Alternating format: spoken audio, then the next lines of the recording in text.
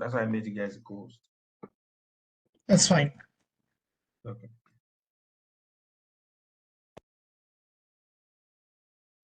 Speak about some topic. So, we're going.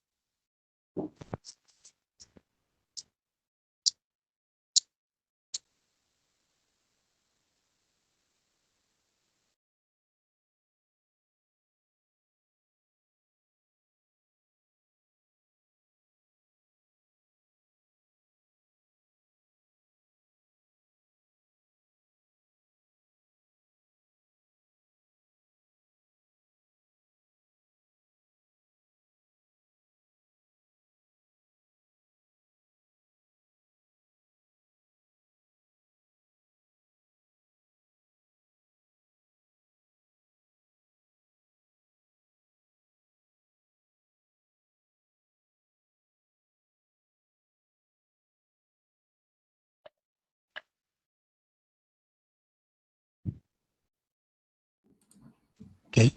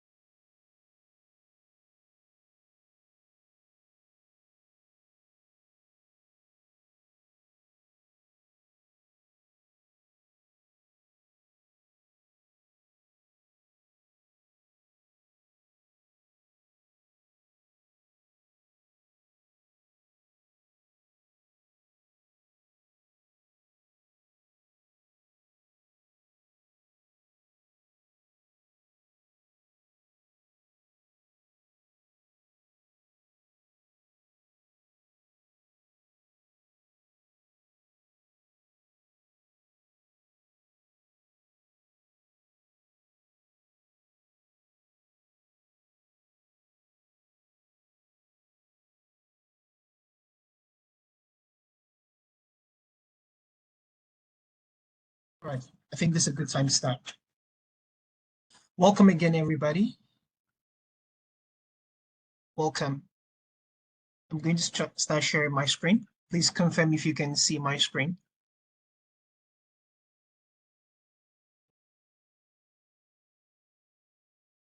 Let's see.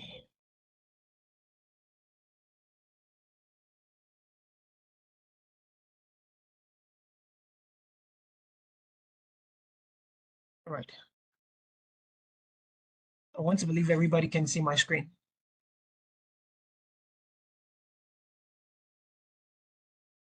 Okay, yeah, I can Yes, see sure, comments. we can. Awesome. Thank you so much. All right, so the session is going to be gradual and then we grow because we have so many things.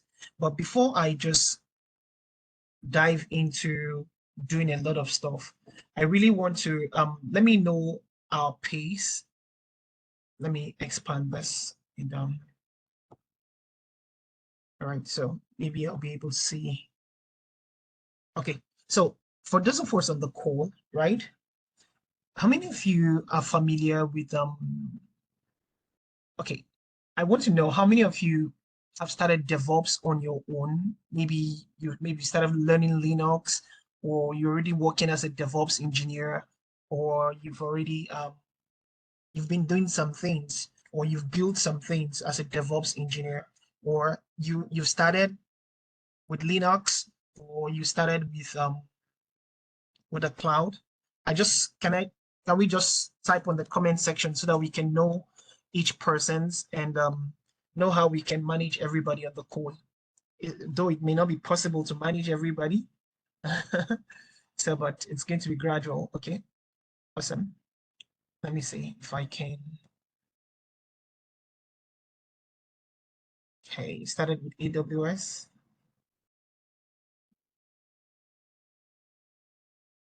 Okay, there's nobody speaking here, so.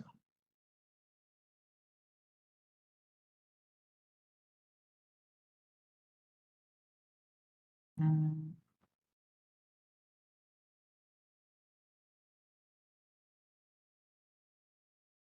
All right. Started with Linux, cloud comfortable Linux. Okay. Started with AWS right here. I started with DevOps and a cloud Azure, AWS on my own. Awesome. All right. Beginner, done some DevOps related stuff. Awesome. I started with Linux, SDLC, shell containers. Okay. Awesome. Cloud security in Linux. I understand Linux, familiar Bash script and Python. Okay. Still on the basics though. All right. Great. Parent OS. Okay. Great. So,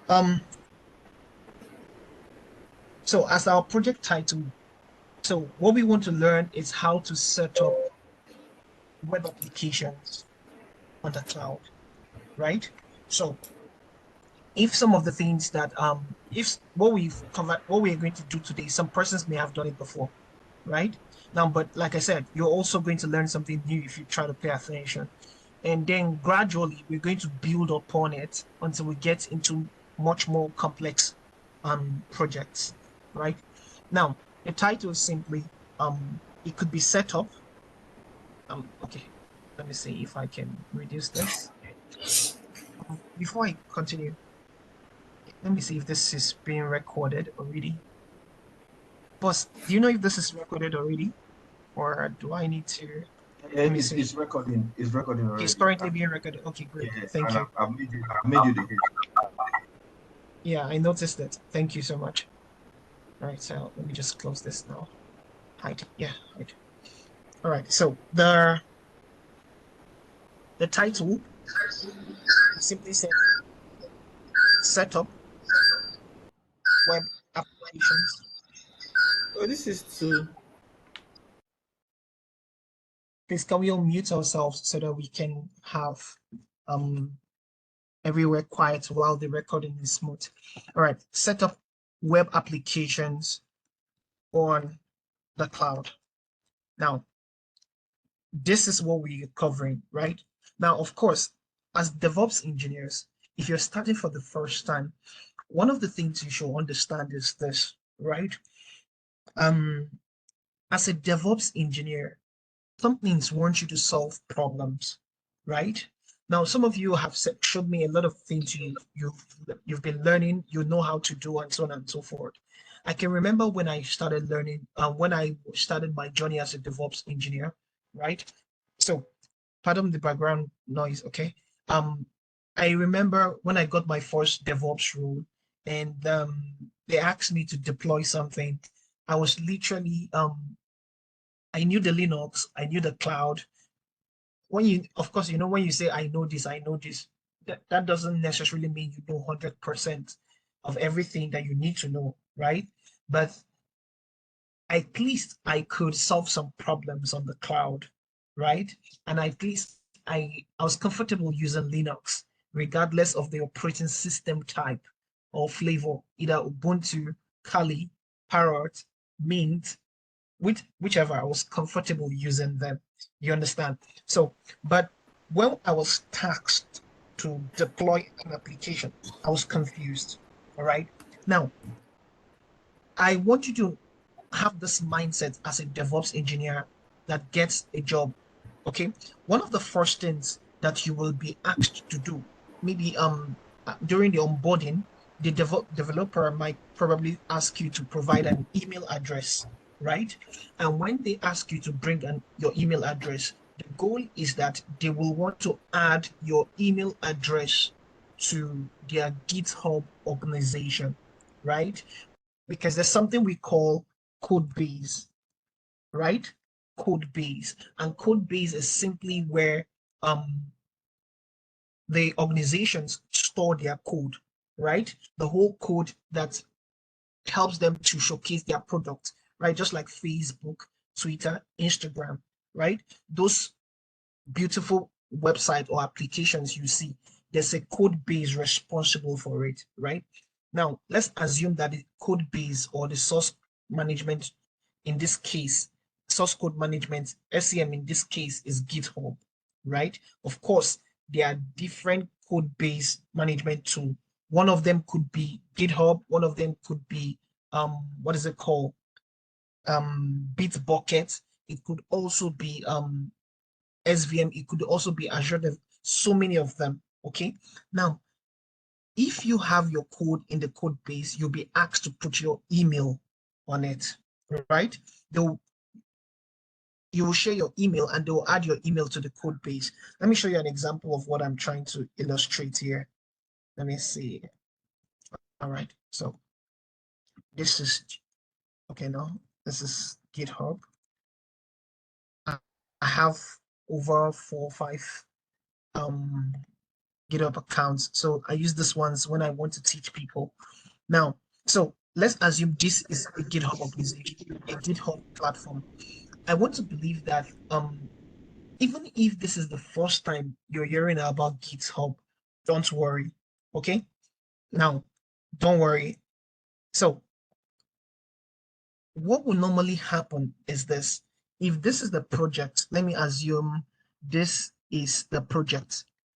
Okay, this is a project that someone is working on, right? The company is working on, right?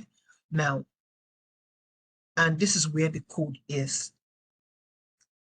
One of the tasks they want to do is to add your email to this so that you have access to the repository. And from GitHub, if you click on settings, right, you could see collaborators here, right? I'll take it again so that it's slow and steady. Excuse me, is anyone talking? I can't hear anything, no. Is this the same for everybody? Oh, No, no. we can hear you very well. All right, please. I don't know who has this challenge. Please, you could disconnect and try and reconnect again. I'm sure it will work for you. Okay. All right. So this is a GitHub account, right? And of course, GitHub accounts can be created in different ways as an individual or as an organization. So this account was created as an individual. Maybe you should check your audio settings. Okay. Is it for me or the person? Is it still complaining? Okay, I think everybody here can hear me. So Yeah, we can hear you clearly. okay, thank you so much. All right, so let's continue. No, I'm not going to permit you to annotate so that you don't write on the screen. I'm sorry, so I'm going to decline whoever is trying to do this. Sorry. All right. So, like I said, GitHub, once you create a profile, create a GitHub account. If you've not done this before, I'll just copy this and just paste it here. So you can actually go and create a GitHub account by clicking on that and create a GitHub account. Okay. Now, but this is where code is being stored.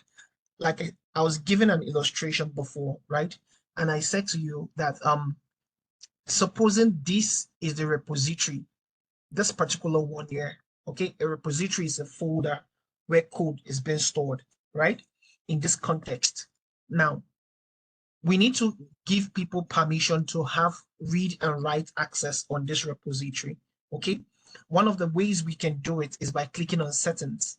And when we do that, it's going to display a different window entirely. When you click on collaborators, you will be able to see a different window. Now, I will have to put my password to gain access to this. Now, if you see, you haven't invited any collaborators yet. Now, if I click on add people, I will be able to provide their full name or their email address. And when I provide their email address and click on this, they will get notification. You understand? So as we proceed on this, and when we give you guys some tasks, we're going to do this collaboration so that everybody can collaborate and contribute to a particular code base and learn how it works in the industry. Okay. Now, I remember this might seem very, very little, but I remember when I got my first job, I didn't know anything like this. I was much more interested and excited about, okay, I can use Linux and I can open AWS, I can create an EC2 instance. You understand? So there are some little details that I wasn't sure how to do it. Do you understand? Now, so let's assume you've added email, you've added everybody you needed to add to this account, right? And they will have permission to this code base. So this is the code base where code is being stored, right? Now, let's go back to our title here. So when we say set up web applications on the cloud, right? Now, what brought me to the code base is to let you know that the applications, the code, right, can either be on the code base, which is GitHub, or can be on your local computer. But because I'm trying to simulate real world experience, it will most often be on the code base. Okay, so either they use the word setup or we use the word deploy. All right, how do we deploy web applications on the cloud?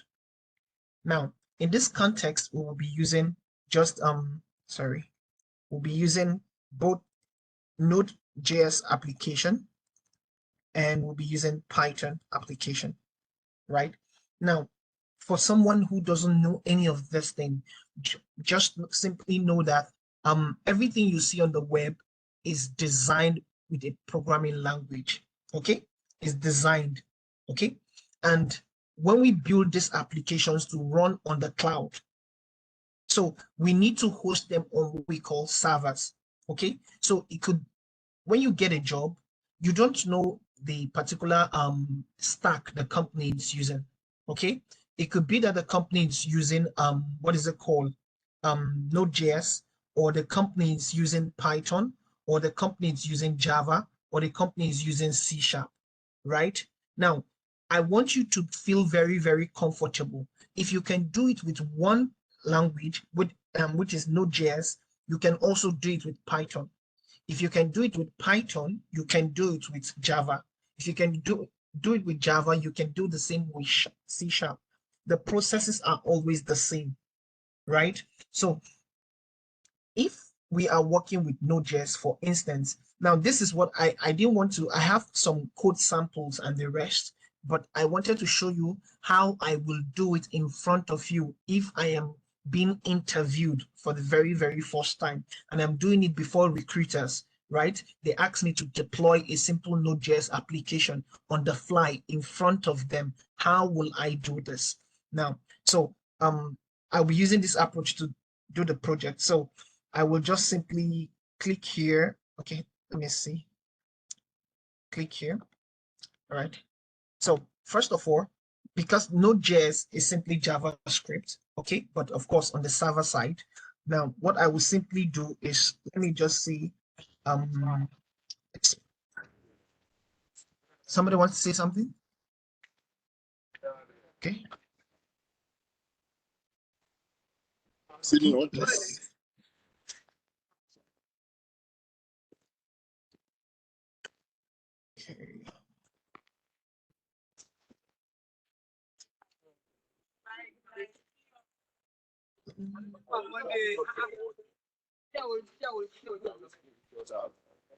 Please, can we mute ourselves? Okay, if you're on this call, please mute yourself.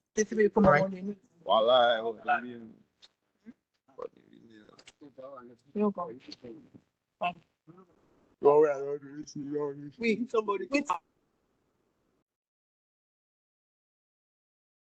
All right, good. So now what I just showed, this is just a simple code. All right. So this is what I'm going to do. This is a simple code, right? I'm going to just create a repository here. Okay. Assume that this code is going to be hosted on the server here. So this is GitHub. Okay, good.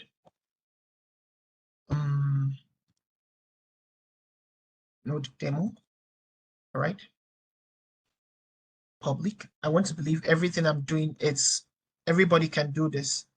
So please, if I'm too fast for you or you don't understand, please use the comment section. That's why I have it here so that I can read your comments, right? Okay.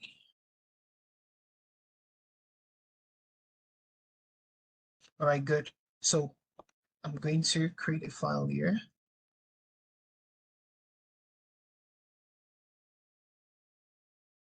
So what I'm trying to do is I'm trying to create that code file on GitHub. I would have done it on my local VS Code, but just because I want to save time, right? So this is a sample code that I have here, a simple sample code, which I got online, all right? Okay, so name your file. Let's give it a name. Let's just say maybe index.js. I'm still going to explain everything. Don't worry, I'm still going to explain everything. Okay. So this is a simple code, right? And inside here we have a simple express running. Okay. Now for some of you that has not maybe used Node.js before, or sometimes most of these languages they have what we call frameworks. Okay. So sometimes if you're using Node, you may hear something about Express. Okay. If you're using Python, you could hear about Flask or Django and the rest of them. Okay. So don't worry about them. It's just to understand how to deploy it. If you know how to deploy it, you can switch between individual frameworks. Okay. Okay. When interviewing and sharing one screen, are we usually permitted to browse stuff? It depends. It depends. Most interviewers will not allow you at all, but some of them will allow you, especially if it's an open-ended question, and they want you to just solve the problem in front of them. Yes, because in real life, you're literally going to be using Google and the rest of them. So they want to hear your thought process. They want to see how you solve the problem. So yes, sometimes they will always allow you. Okay. So friends, if you all can see, this is a simple code that I have here, right? Now, first things first, okay? If you are added to a code base, the first thing you should do is to test this code locally. You must test the code locally and be sure it's working. Okay. If you're sure it's working, then you can test it on the cloud. I hope that makes sense. Good. So in this case, I don't know if I have let me see. I'm not sure I have Node.js here, but let me just quickly test this on this particular computer.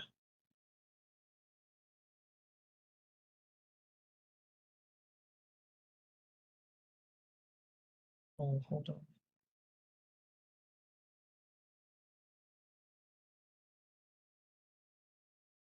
Okay, this is lagging.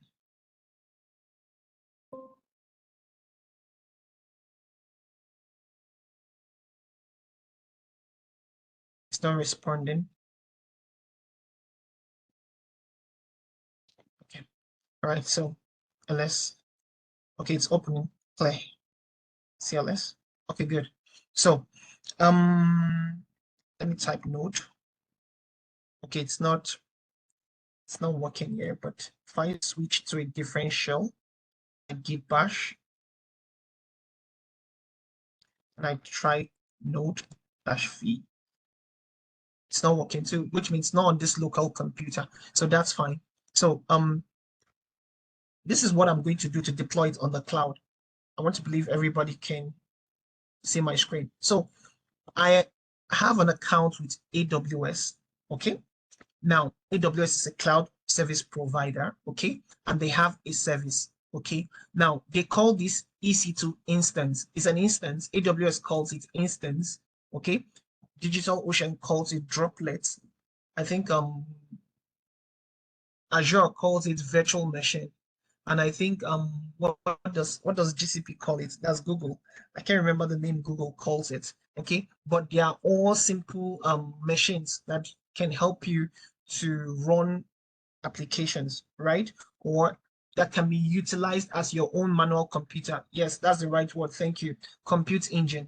Yes, that's the right word. Compute engine. So don't be confused if you're hearing this for the first time. Okay. So if they tell you, have you used a compute engine before? It's literally the same thing with have you used an instance in AWS? They're all just different company using different names interchangeably. Okay. So how do we deploy this application that we have here on the cloud? Successfully, I've shown you this application. This is a demo of a simple Node.js application. When you get a job, you may not even know if you're somebody used to ask, some people ask questions like, as a DevOps engineer, can I get, do I need to know programming? It's a yes and a no. I know somebody that's over 5 years experience and making good money and they do not have programming. They don't have programming skills like that. It just knows how to read the code and that's all. You understand? So now, most of the times you may not really be a programmer, but they just know how to do the workings. All right. If you know how to do the workings, you're good to go. All right. So that's why I said, don't worry about the code. Just be very good in deploying. Okay. So challenge yourself after this class to learn how to deploy a Python application, a Ruby application, a Java application, and so on and so forth. Okay. Once you can do that, you'll be good to go. Okay. So that regardless of whichever application the recruiter is asking you to do, you'll be fine. Okay. I mean, no, this session is for DevOps. Okay. We will notify everybody about the CCNA bootcamp.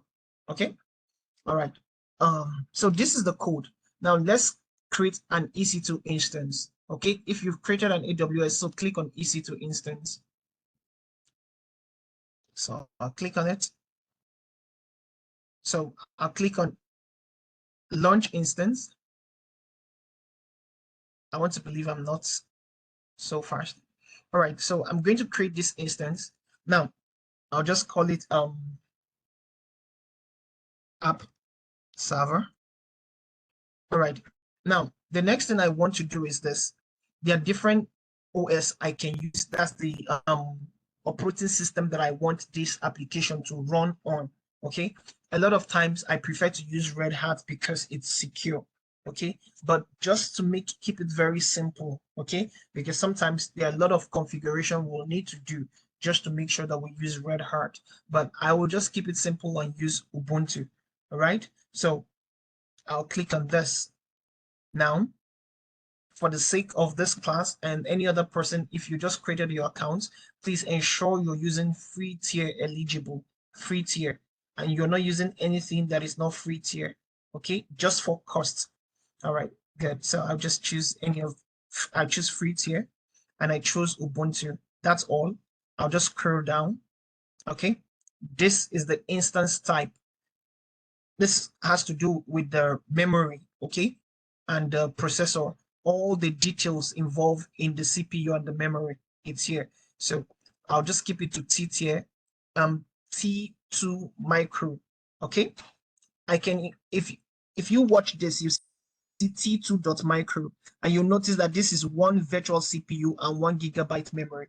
If you go downwards, you see that it increases, okay, and the family name changes, okay. But if you notice, there are price tags attached to each one of them, okay. If this is your first time using AWS, please stick to anything you see free tier eligible. This is to avoid being charged unnecessarily. All right, so I'll just choose this. Good. So I'm going to create a key pair. Okay, a key. Now this key is going to help me to securely have access to that server. All right.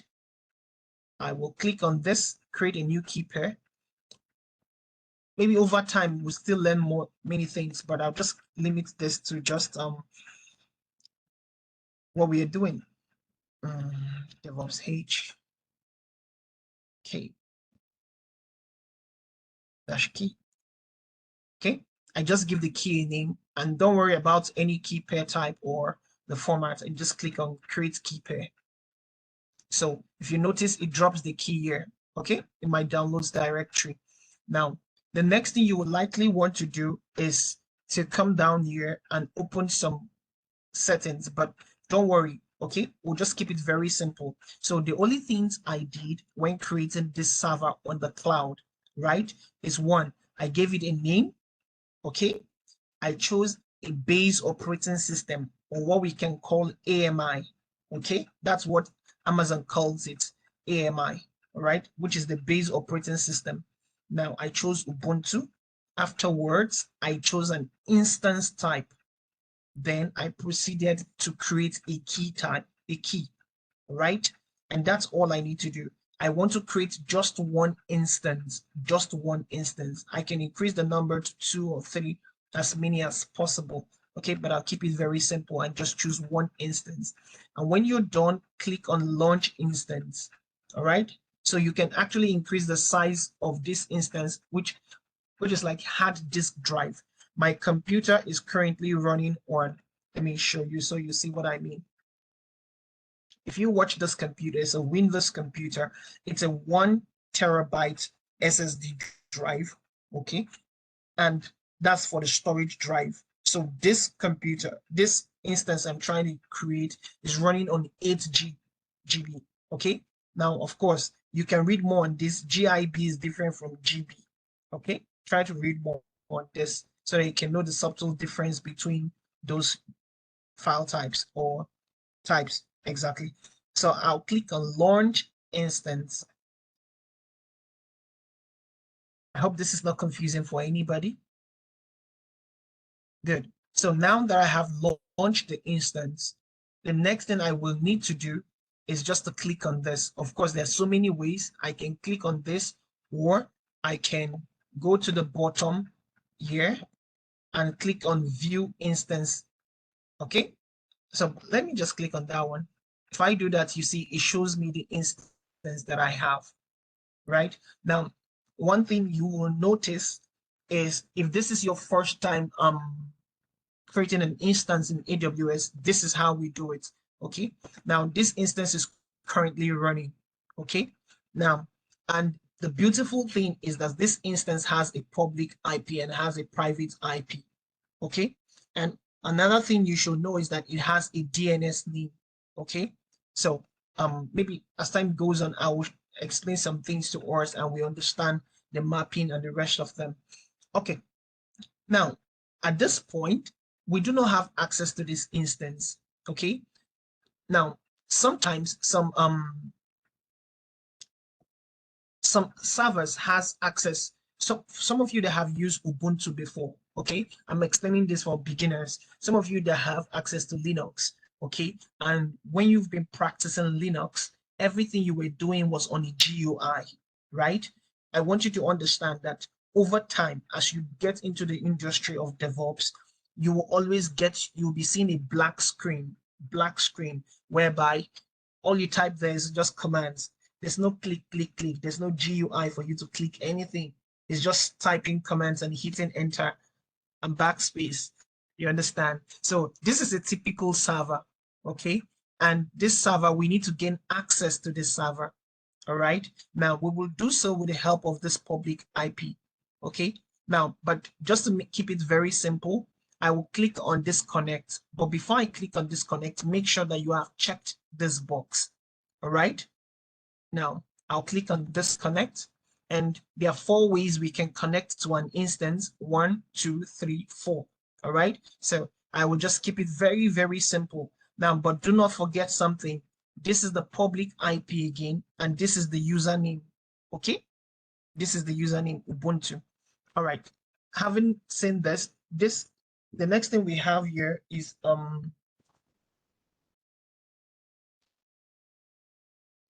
right. Sorry, my water just fell down. All right. So I'm going to I'll click on SSH client, right? These are different ways to connect to the instance. The link will be provided on the Slack channel. All right, so one of the ways I usually connect to my instance, I can use Git bash. If you've installed Git, from the list resources we shared previously, you can click on Git, and you can use Git to literally connect to this instance, right? Now, but if I click on this, it's going to pop up. So this is Git, and this is how it looks like. Okay, for those of you that may not know how this works. Okay, now, but all right, good. So we could work with this, but I love using what is it called, Themis. Okay, so in case some of you, this is what I will be using over time. Okay, so I will just share the link so that you can practice, and so that you can download it if you prefer. Let me show you what I mean. Click here and say Themis. Good. So this is the URL. Copy this.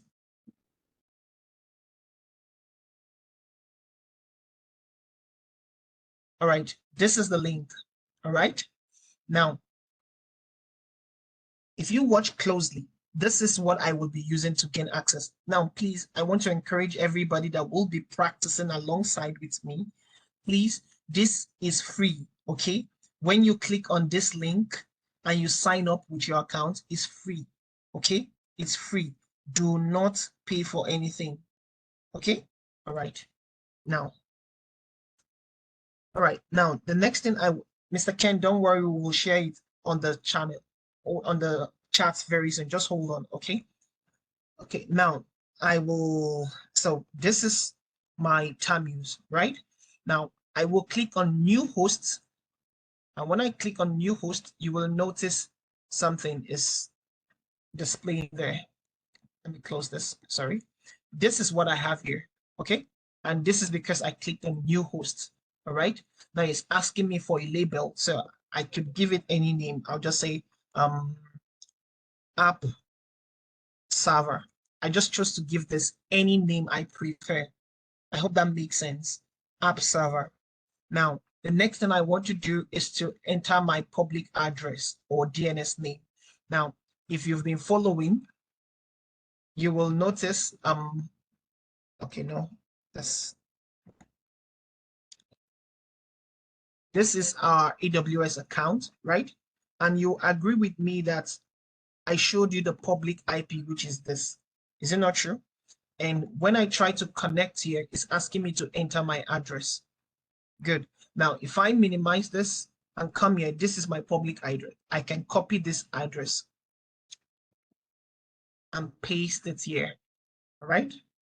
Paste. This is the address. Okay? The next thing I want to do not worry about every other thing. Okay? I can show you how it works, but that's not the focus of this session. All right? So I will simply just come here and put a username. Okay? And sorry, if I've lost access to that thing, this is the name here. Just click on this edit icon here and it comes back. Good. So I'll give it a username. Remember, the username is what? Ubuntu. If you all can remember, Ubuntu. Good. Now, the next thing is this. This does not have a password. Okay. AWS instances by default, the Ubuntu user does not the password is not provided except you want to set the password. All right. Now, so, but remember that when we created the instance, we used a key. Do you remember? When we were creating the instance, we created it with a key, and this is the key here, DevOps HK key, right? Good. So all I need to do is to click on set a key. I'll click on this. Now the key is not here. These are other keys that I have been using. All right. Now what I will do is to click on new key. Can we see this? New key. Now when I click on this, if you have access to the key content, you can paste it here. But I will just click on import from key file. I hope I've not lost anybody. All right. I'll take it again so you don't get lost. All right. So all I simply did was click on set a key, click on new key, then click on import from key file. All right. Now it's going to pop up this, select the key and click on open. And that's all. All right. just navigate to the location where the key is and click on open. So it has done that, and that's all. The next thing I will do is just to click on save. You see, it's done. So the key is attached here, and we're good to go. So I can just click on this to collapse, and then double click on this. This is the name. Just double click on this. You see, it's trying to connect. Add and continue. Good. So we've successfully connected into our cloud server or instance in this case. I'm going to type our first Linux command, which is called clear. I want to wipe up all these things. Okay. I'll just type clear. Okay. Now I'm using these things for anybody that's just a beginner, and so that I don't assume. That's the reason why I'm doing all this. All right. Now, the next thing I want to show you is this. The next thing I want to show you is this. Once you connect into an instance, okay, it's best practice to always ensure it's updated. Okay. Once you connect to a server instance, the first thing you do is to make sure it's updated. So I'll simply type sudo apt update -y. Okay, I just want to update the repository using the apt package manager. All right, so it's currently being updated. Now, don't worry about upgrading anything for now because of time, and we wouldn't want to focus on that. So this is what I meant. In case it's telling me that we have some packages we can still upgrade. So don't worry about that, okay? We're good to go. The most important thing is that it's updated, all right? Now, what you call program or software in Windows, it's called package in Linux. I hope that makes sense to everybody. So I'll type clear so that I can wipe off everything here. Yes, I'm sure you can be able to if you pay rapt attention, trust me, you can replicate the same things. It's not going to be difficult. You can replicate the same thing using Azure or even GCP. All right. Now remember, the first thing we did was to do what? Update the instance. Okay. Now if I type ls, there's nothing on this server. All right. Now, one of the things I want to do, okay, is to get my code on this server. How do I get this code running on this server? That's the job of this project. Okay. Now, whether it is Node.js, whether it is Python.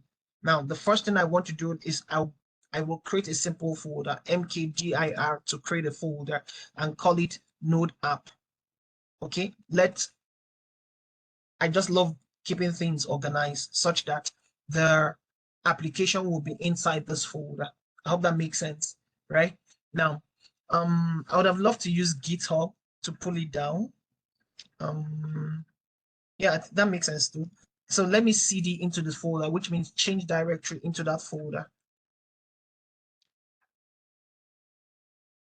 So ls, there's nothing inside this folder. Now, you all remember that we have our code where our code is available on GitHub. Is that true? If you remember. So this is our code. This is our GitHub project, right?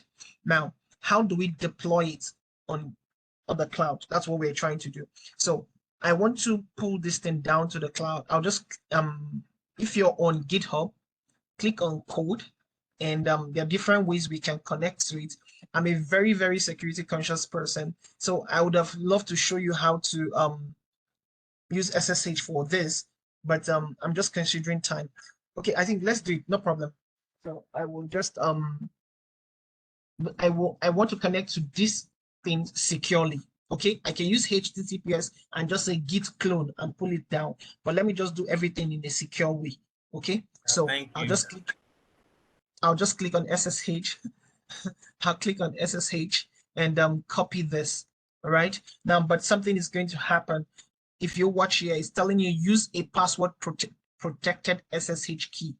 All right, let's go to the if you click here, this is the instance. Okay, now the first thing you need to understand is this: on this server, SSH is like a secure shell, right? It's just a way of connecting from one computer to another computer to transfer information or to communicate securely. Okay, we want to communicate securely, right? Now, remember I told you that if I use git clone, right? It's a git command. If I come here, copy this, right, and paste this link and hit enter, what did you see? It's run some command. If I type ls, did you see the node demo is here? It works. Now I'm going to delete this by simply just using rm-rf, and please I encourage you be very careful when you're running this rm-rf. I strongly encourage you, okay? Because if you're not sure of what you want to delete, please do not run this command. Okay, good. So I'm just going to do this. All right, so if I type ls, the folder is gone. Now, back in the days, I used to use wget, and if I paste this and I hit enter, did you notice something? Wget is a Linux command which we use in downloading information from the internet down to our local server, right? If I type ls, you will notice that this is here. Now, what is the difference between wget and the git clone that we use? Wget will download this as a normal folder, and that is why if you cd into this node, can we mute ourselves? Okay, would you want to mute yourself so that we can have a smooth recording? Thank you. So so I'm trying to switch into this folder. So if I cd into this, now did you notice it's not seeing this as a folder? This we just use wget to download. It's not seeing this as a folder. You can see this. It looks like a folder, but it's not really a folder, right? Now, if I type ll, you'll see that it has a dash in front of it. How do you know a folder? It starts with a D, a directory, but the dash means it's not a folder. Okay, so let's just move on so that we don't dwell on these basics so much. So this is just, I know somebody said we can use wget. That's why I decided to show you this. Now this will not work. All right, so how do we use the SSH to work? First thing, I do not have, okay, I'll type cd so that I can step out of this folder. All right, we have a directory. We have a directory on this server called .ssh, right? That is where the secure anything that has to do with SSH connections, the files and folders are often being stored, right? If I type just ls, you won't see that, but the folder is there, but you can't see it because it begins with dot, and anything that begins with dot makes that folder hidden. All right, I'm just trying to keep it simple and use simple terminologies. So if I type ls-a, now, did you notice you can see some things that were there before? When I use ls is here. When I use ls-a, you can see others. So this is what we need, this .ssh. All right. Now, let's cd into this .ssh. So if I type ls, did you notice that the only thing we have here is called authorized keys? All right. Now, I don't want to start going into the whole reason why we have these authorized keys. In the first place, if I delete this file here, I may not be able to gain access into this server again. I may not be able to SSH into this server again, because if I cut this file, you'll notice that the public key is there. Okay, that's what makes this server to recognize the key when I try to access it. Now, so I want to create my own key. Okay, and that is going to be possible using something we call the SSH key generator. Okay, now I can do it anywhere, but I'll just do it here so that I can save time. SSH dash key gen. Now it's going to be gen.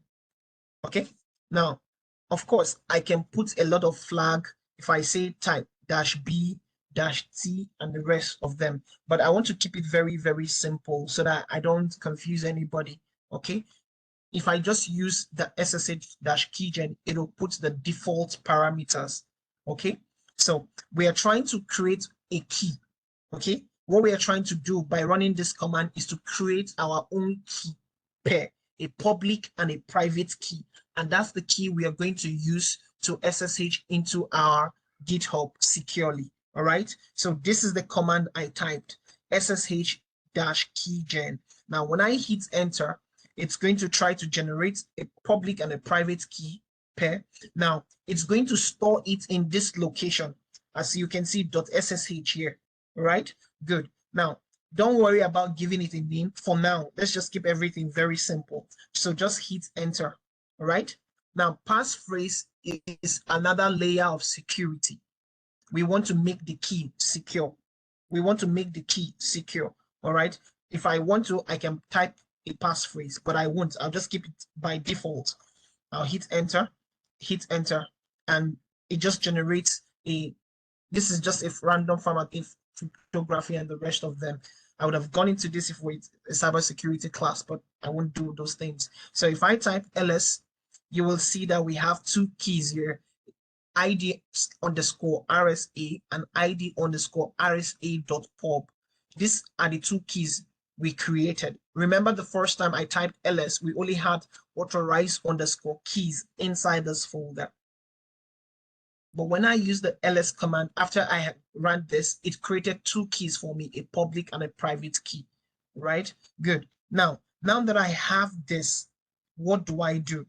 Now, I'm going to use the cat command to open the contents of this public key, right? So if I type cat and say ID_.pub,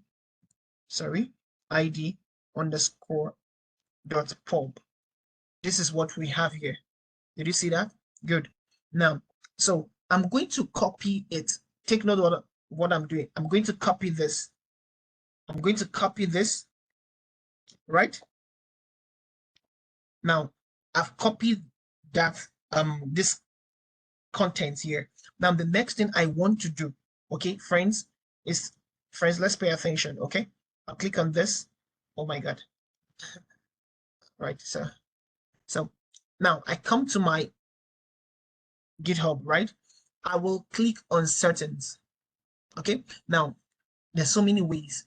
This thing I want to do, we can do it just on the repository or on the entire account. Okay, now, but I'm just going to limit it to just this repository.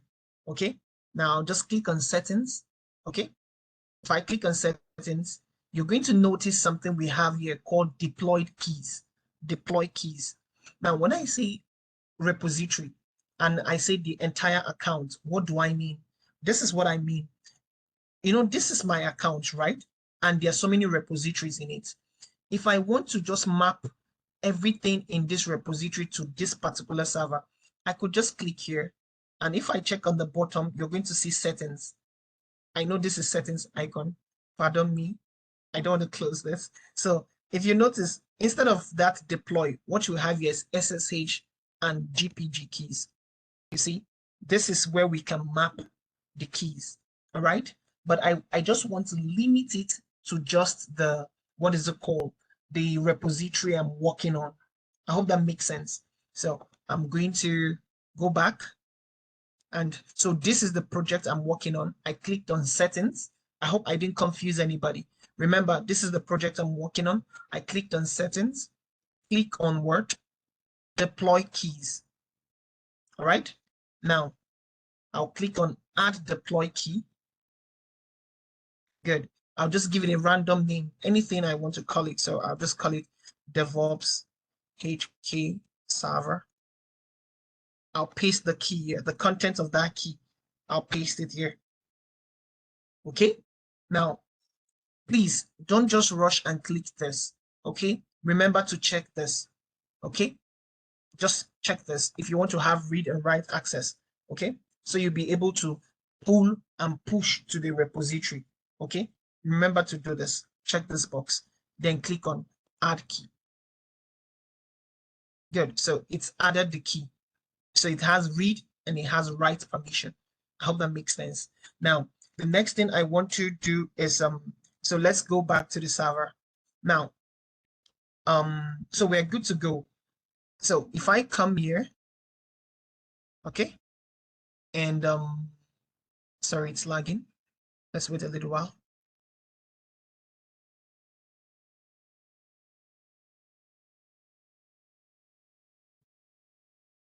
So before now, if I had come here and type SSH and paste the link, it won't work, okay? But now that I'm able to map this, it's going to work successfully. So it's weird. Why is this not working? Go back.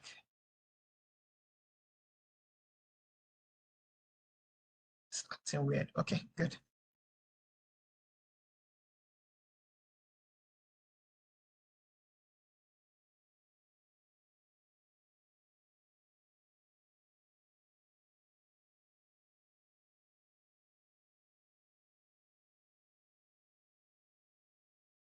All right.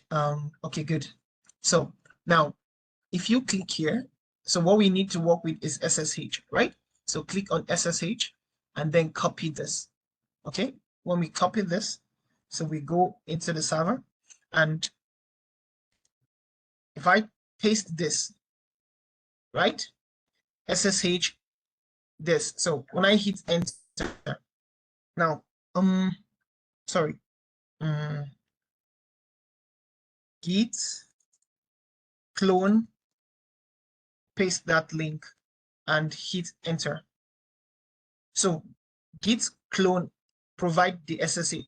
If you notice, this URL is looking different. This URL is different from the other one.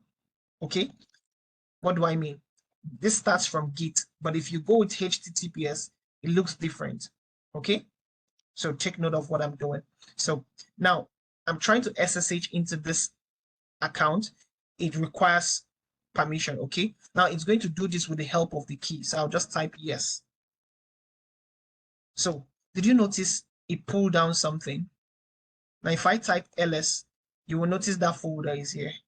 Even though I'm doing it in the wrong part, but the most important thing is that I was able to pull it down here. And this was done possibly because we used the SSH. Okay, all right, good. This is not a good part to put this, but it's fine. Let me just type cd so that I can just go into my Node app. I can still do it here. Clear. So I can still type my git clone. It doesn't matter.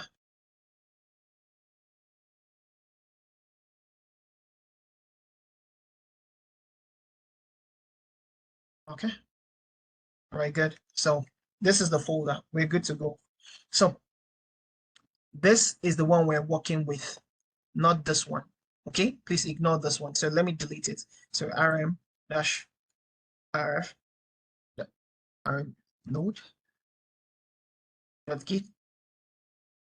Okay, good. So we have just this folder. Beautiful.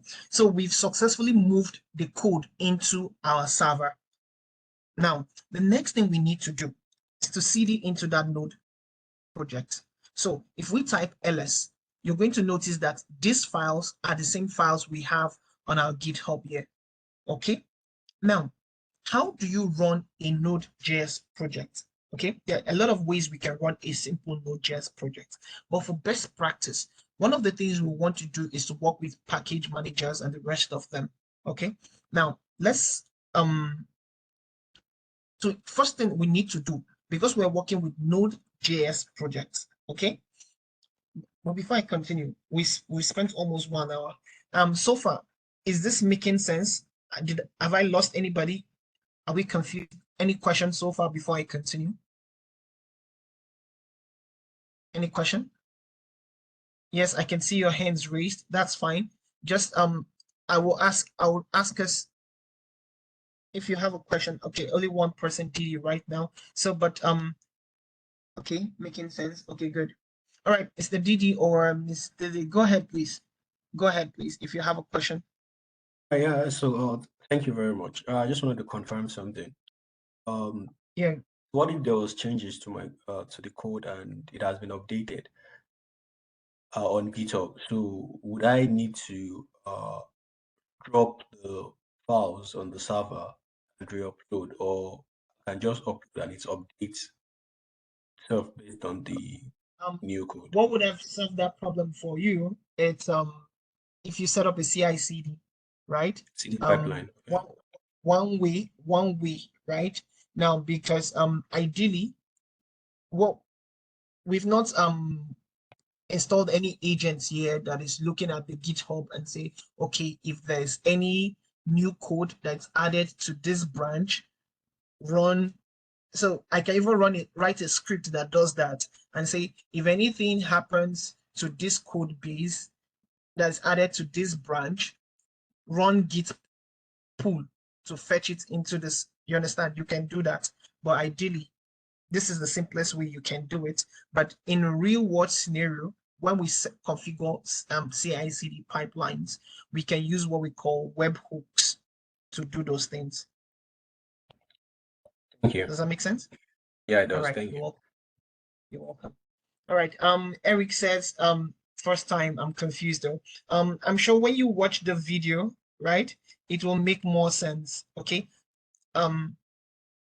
It will make more sense. Now, because it's a mixed class of pure beginners and people that have done some of these things, I'm really struggling as to how low can I go and how high can I go, right? I can literally go higher than this, but I don't want to lose everybody completely, and I can go lower than this, and I don't want to make it too boring for the people that are already above that phase, right? You see, so it's a struggle for me, but I'm sure by the time we take your reviews and feedbacks after the class, we'll know where we can improve. Okay, so thank you everybody, and please just keep giving us your feedbacks on the chat. It's going to be helpful as we progress.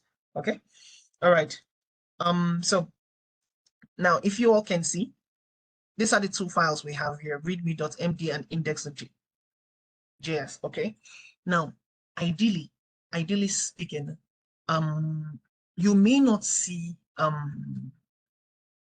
let me see. I don't think I can show you this because it's an official code base, but it's an official code base, so it's a governmental stuff, so I may not be able to show us now, but it would have been good if okay, since I didn't take permission, so that it won't be worthwhile if I try to show you all. So now, but this is something we're trying to simulate, right? We have our code base here. Okay, now when we are working with Node.js, we need to install the right tools for it. Okay, once you hear that this company uses Python, just know that you need to install some tools around Python. Let me just keep it that simple. If the company uses Node.js, just know that you need to install Node and maybe npm. Okay, you can be writing this down. Okay, if the company stack is on Python, you need to install Python and then pip, and it comes with pip a lot of times. So, and if it comes with a framework, you can install Flask or Django or the rest of them.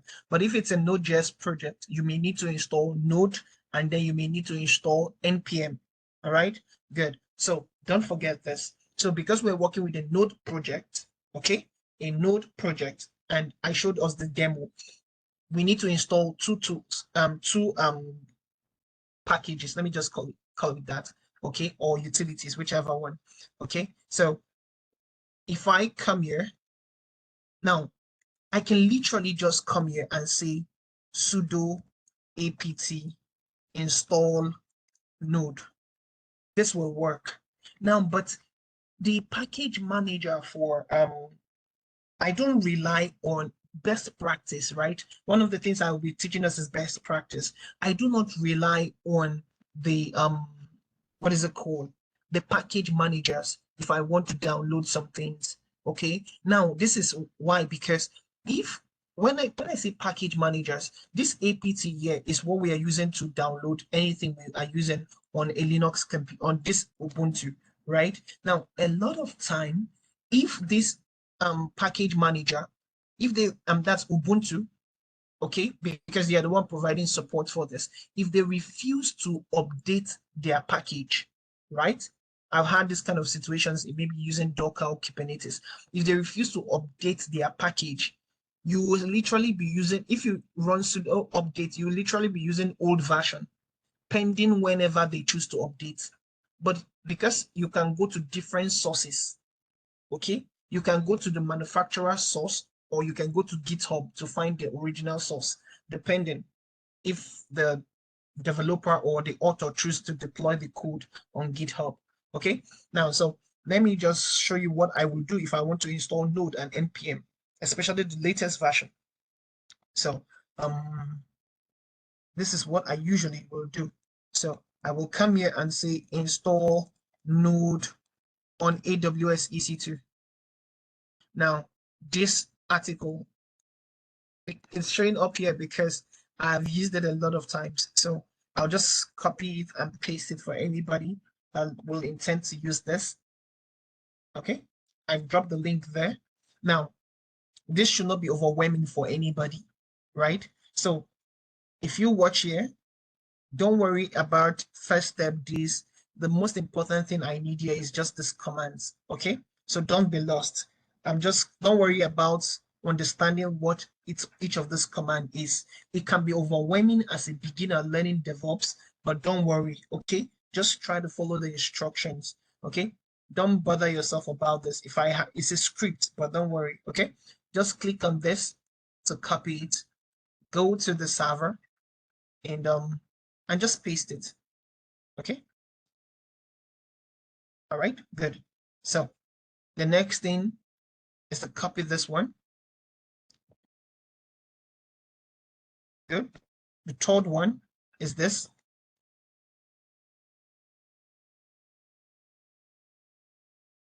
All right.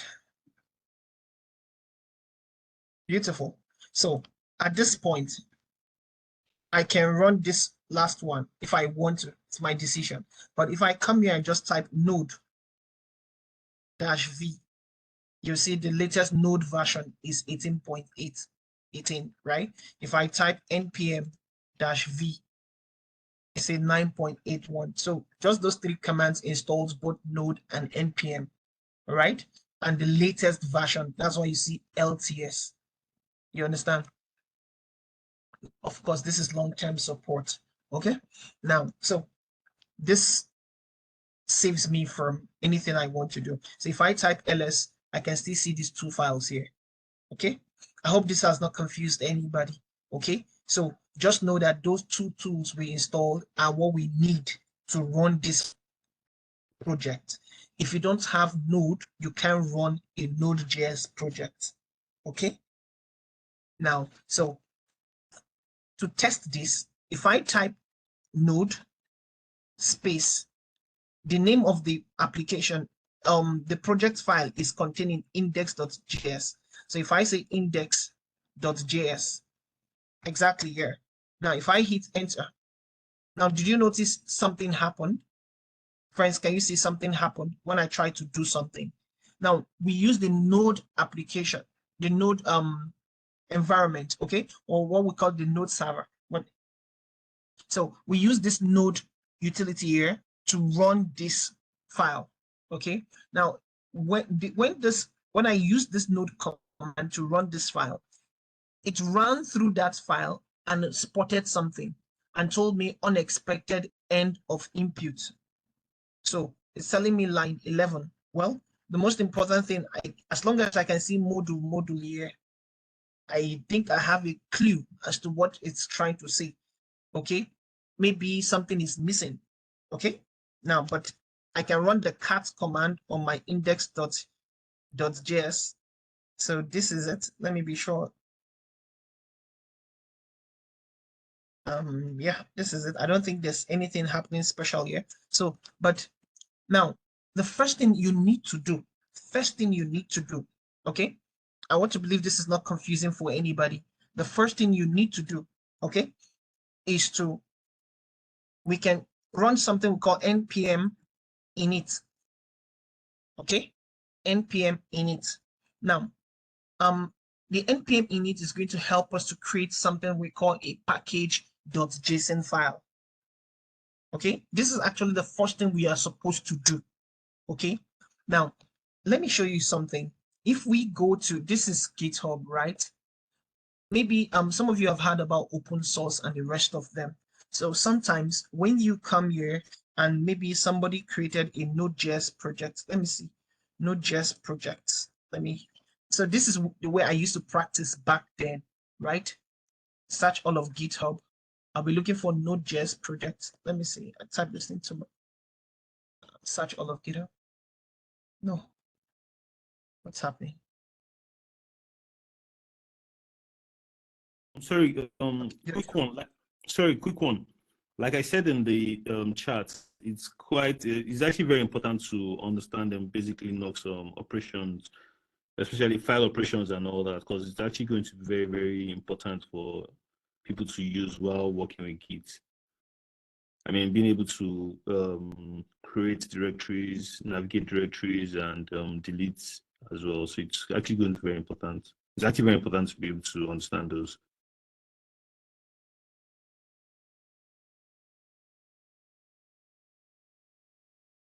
All right, thank you so much. Thank you. So please, this is for anybody that's just joining us, or maybe you're a complete beginner, right? And you really want to toe towards the DevOps path. Please, just like my boss said, understanding Linux is very, very key and important. Okay. So maybe if we've not shared it, maybe you could just remind us, and after the class, we'll just paste a Linux video that you can watch so that you can just get acquainted and improve your skills. Okay. It's not, you mustn't watch all the video. It's a continual thing. Everybody's learning and improving. Okay. Just know the bare minimum to get started. Okay. All right. Now, so if I come here and click awesome Node.js projects, there's so many Node.js projects that somebody has done, right? One of the things I usually do is this. I tell myself, what if I go on I go for an interview, and then the first day they give me Node.js projects to deploy, right? So you may not have projects you created by yourself, but this is open source. Just looking at this, I can see so many Node.js projects here. Is it not true? How about learning how to deploy one of them by following their instructions? You see, that's the beauty of it. Having the skill to read documentation is another thing. Do you understand? So if you can read the people's documentation, follow the instructions and implement it, that's a plus. You understand? So let me see. I don't know, there may be so many things here, but let me see if this one will work. So but this is so many things. So sometimes you just come here. Now, sometimes if you look at this, it doesn't look like this. The README is looking interesting. How to set up local install. So you have to click on this and start reading on this. Sometimes it can be frustrating, sometimes it may not be frustrating. But the most important thing that brought me here is just to show you that sometimes you may see something like this called package.json. You understand? So after this class, to solidify your skills, okay, please, I want you to maybe come around, search for other projects here, see how you can follow their instructions and deploy their own code. Do you understand? So for instance, this is a simple website. You can click on this and then see if you can follow their instruction. It may not be so easy and smooth, especially if it's heavy, you understand? But see how you can follow their instructions and do some things, okay? And see if you can deploy it. All right, so let's go back to what I was trying to say. So if I run this npm init, I will be able to create my package.json file. Okay, now, but because this is an Express application, let me just, if I do npm install, it has Express there, which is a framework, right? Now it will try to install this. Okay, now, but I may get an error. What happens if I do this? See, it's telling me it can't find this package.json. So please, I want us to note this. I've seen sometimes some documentation will tell you just run npm install and you'll be good to go. Okay, so in this case, this project does not have package.json, and that is why when we run npm install, we couldn't see anything. Okay, now I'm going to delete, because I've not talked about this, I'm just going to delete that one. Okay, Okay, good. So now what I will do is to type npm install express, because in my code I used something called express. Okay, it's a framework called express. Sometimes based on the error message you get, you will be able to know, okay, if a module is missing or not. So if I come here and type npm install express and I hit enter, did you notice it's installing something? So that express is called a dependency. Okay, this code, this application is dependent on that express. Now, when we say things like this, what we are saying is somebody else wrote code. Okay, now instead of us repeating the same code, we just decided to borrow the person's code. Okay, in other words, my code is dependent on his own to provide the entire service or functionality. Okay, now so I'll just keep it very simple with that illustration. Okay, so now if you notice what I did, just by running npm install express, I was able to install this. So when I ran this, it installed express, and then we had these node modules, and we have these two other files. So if I come and say node space index.js now and hit enter, so I think it's still giving me an error. Something must have happened. Unexpected end of input. Let's be sure that cat.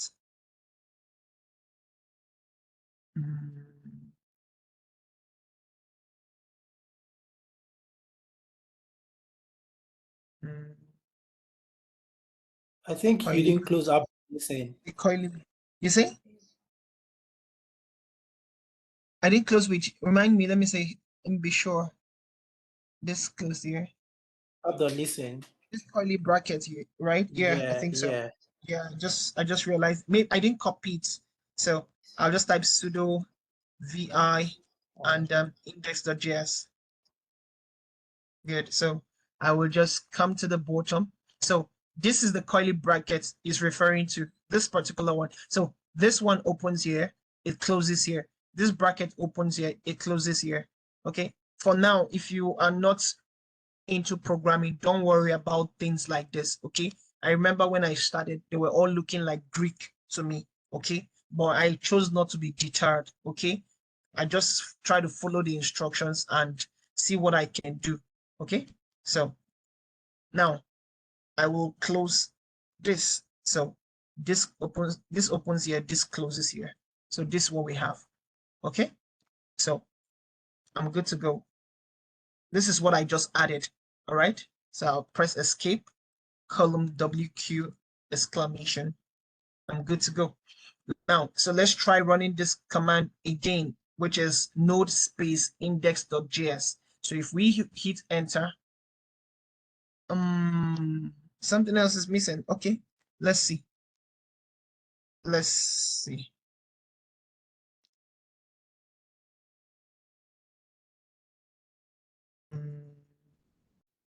The brackets before port. Yeah, this bracket is true. Yeah. You're correct. You see? So it's supposed to be this. So so it's supposed to close here. So just like this one. Beautiful. Let's close WQ exclamation. All right, so I hope I'm not too fast for anybody wondering how I closed it. So if I hit this again, so can you see? Example app is listening on port 3000. This app is running on port 3000. Now, this is just how to run a Node.js application normally, right? And as you can see, it's telling us that this app, this endpoint is running on port 3000. Now, if we go to our server, what is it called? Browser, and try to copy the public IP, okay, just to test that this application is working. First of all, you already noticed that I cannot test this except I come to this place. No, sorry, except I come here, double click on this app server again, like I open a new session. That's what I mean. Did you notice this is one session? This is another session of the same server, right? So if I come here and just say coil is a utility. Let me just clear the screen. Clear. Okay. it's a package that we can use to communicate with some endpoints, right? So if I come here and say coil, let me increase the font, localhost, and say column. So localhost or 1277 is just to test on this particular server. Okay, so if I say run this on 3000, if I hit enter, did you see it tells me hello world? That's the expected result. Do you understand? This is the expected result.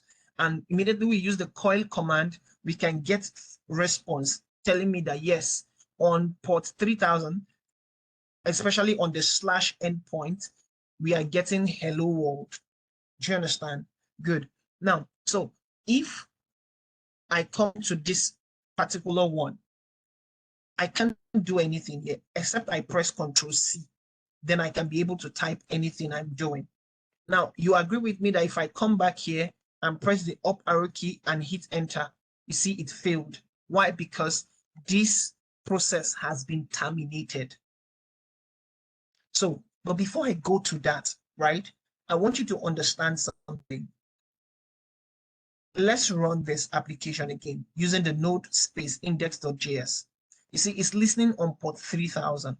Okay, now, how will the customers, or as a DevOps engineer, you've been able to launch this? You've tested it and you can see port 3000. You say app example app listening on port 3000. Oh my God, amazing, amazing. You understand? So you immediately you tell the developers, yes, I've deployed the code, it's running now. This is, you just take a screenshot and send it to them. Everybody will be impressed, right? Now, but your boss will tell you, no, give me the IP, I need to test this. That's why it's called a server, right? Give me an IP I can use to test it. Good. So that's why we deployed it on the cloud in the first place, because they help us with public IPs, right? Good. So let me click on this. I hope these things are not confusing anybody, right? So now this is the public IP, if you agree with me. So I'll copy this public IP, come here and paste it on the address bar. See what I'm doing here, right? Let me see if I can minimize this. Hide meeting control. Yeah, good. So I paste this here, right? So if I hit enter, you literally see that nothing is happening, right? Now, one of the things that happens is this. If you come here, some of you may be wondering, is it because I did not put HTTP :/ and hit this? It still will not work, right? If you're familiar with AWS, you will know that the reason why this is not working is simply because we do not have access to this server, okay? AWS prevents us from gaining access to this server, all right? So one way we need to do that is to open a doorway, okay? Now, if you come to this instance here, click on cancel, all right? Now, this is the instance. Is it true? Select this instance. Can we all see security? This is security. Okay, click on this. Now, this is security group, right? Scroll down to the bottom. Now, so far, we only have port 22 open. We have inbound rules and outbound rules. Inbound rules are connections coming into the instance. They are rules that we set for connections coming into the instance, okay? While outbound rules are rules we set for connections going out of the instance. So we've already configured a rule by default that says allow connection into port 22, and this is why SSH was able to work. That we are able to use this term use and it worked for us was simply because we allowed port 22 to work. If port 22 was blocked, this port 22, if I come here and sorry, let me come over here, sorry. Okay, this is still obstructing, so but okay, so yeah, so if this port 22 is being disabled, right? It will no longer be here. How can I disable it? Did you see the security group? Click on this. And when you see that, you're going to see edit inbound rules here. This is inbound rules. Is it true? This is outbound rules. Just click on edit inbound rules. Good. Now, friends, if you notice, this is port 22. Okay. Don't worry about seeing it 2 times. It's just for both IPv4 address and for IPv6 address and for IPv4 addresses. Okay. Don't worry about that so that it's not overwhelming for you. Okay. Now, if I delete this rule, once I just click on this and click on this, I will lose access to this instance. Friends, take note of that. Okay, so I'm sure we all know this, at least for those people that have already used this before. Now, so our application is listening on port 3000. So I will need to open 3000. So I'll click on this, and either I choose all traffic to open all the doors. Okay, let me explain the concept of ports. Okay, the concept of ports. And we use ports for doors. Okay, now, friends, by default, I believe you already know that every application, not every application, but ideally some applications listens on port 80. Okay, port 80. So whenever you just type a particular IP address, you type a particular website. For instance, if I just type YouTube, right, you're going to notice that it's going to display a lot of things, right? Good. So when it shows us a lot of things like this, now you cannot see that I put a particular port here. I did not put column 80 or column 3000, right? Now, sometimes that is because we could set something we call a reverse proxy. Okay, I don't want to confuse you now, but we could set something we call a reverse proxy. Now, but because we are testing, so our application by default listens on port 3000. Okay, now we can set this to listen on port 80. And if we do that, it will work. Let me confirm that if that's true. So I'm going to press Ctrl C to terminate this and come here. Inside this my code, right? Can you see 3000 here? If you're wondering how we got the 3000, it's because I specified that the port should be 3000. See port as a door. If you go to a company, a big complex, right, or a hotel, for instance, there are so many doors.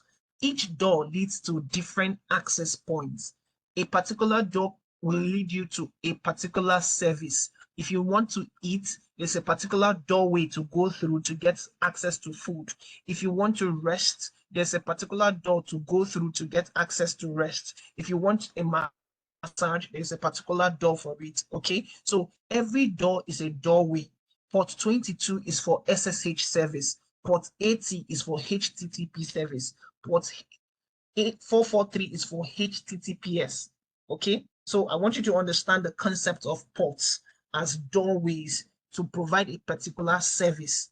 All right, I know I can explain much more in this, but just to save time and keep it very simple, so that's why I'm not being so elaborate. Okay, so I'm just going to use port 80 on this. You see, I just typed 80 here. I'll press escape and WQ.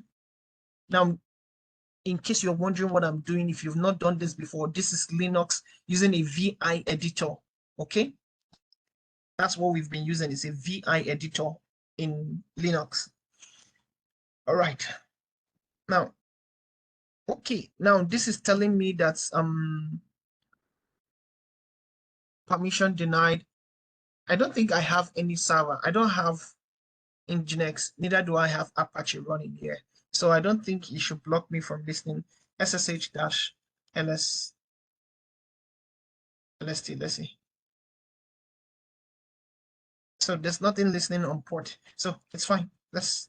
So if you see that I ran this node and it gave me an error telling me that something is already listening on port 80, right? Now, one of the things we can do, we can kill the process. If I type ps-aux, I hope I'm not too fast for us, right? Now, this is a way of checking processes that is running, okay? Okay, this is a way of checking processes that is running. When I ran this command, it just gave me an error telling me that, okay, see, I think something is happening already, okay? And I need to, something is already listening on port 80. Now, but what I'm seeing here is permission denied. I don't think I'm supposed to use sudo for this. So I know it's not going to work. That was why I did not put sudo. But nonetheless, when you run this, this is what you see. So what it means is I need to delete, stop anything that's listening on that particular service if I want to. Now, if I use ps-aux, I will see the processes. Okay. Now, one way we look for processes, if we can use something we call the grep tool. Okay. If I say I'm looking for anything running on Node, this is what you have here. Okay. So this is listening. This is Node. Okay. This is the process ID for the node. Now I can just literally type kill -9. It's just like on Windows, right? If you on my Windows computer, I have so many applications running. If I want to stop one of them, it's just to use my task manager, right? Click on this and say end task. You will notice that it's going to end that particular application. So on Linux, we have different commands or utility packages that can terminate a particular process. Okay, so this PS is process, and these are just flags that I ran so that I can see something. Okay, so if I say kill -9 is kill is just what we use to kill a particular process, but the -9 means something, but let's not delve into that. So if I say 2913 and I hit enter, okay, no such process. Did it change? Let's see. Okay, 2916, it changed. Okay. What's happening? Is it changing every time? Okay, let's see. It's changing for every time I do this.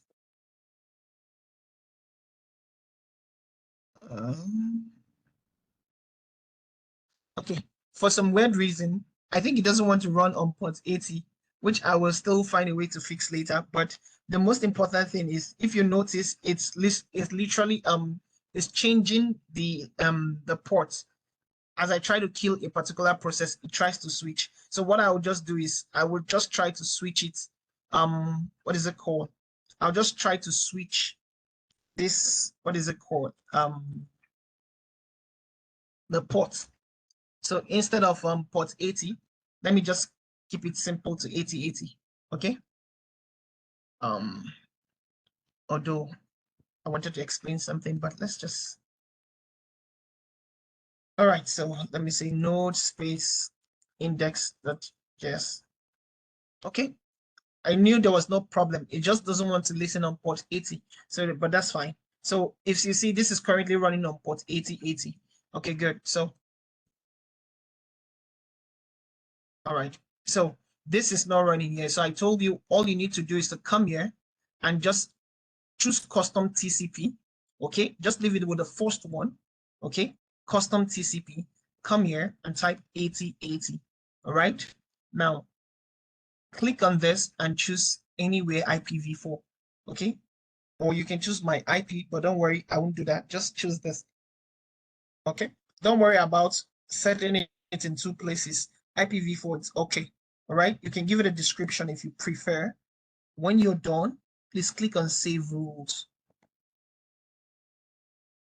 You see, so we've been able to add an extra rule that says if somebody is coming into my instance, that's inbound rule, allow the person to only go through port 22 and port 8080.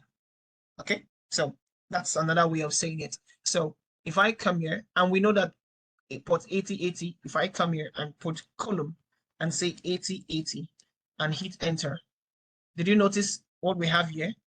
We can see hello world. So this is exactly the same result we have here.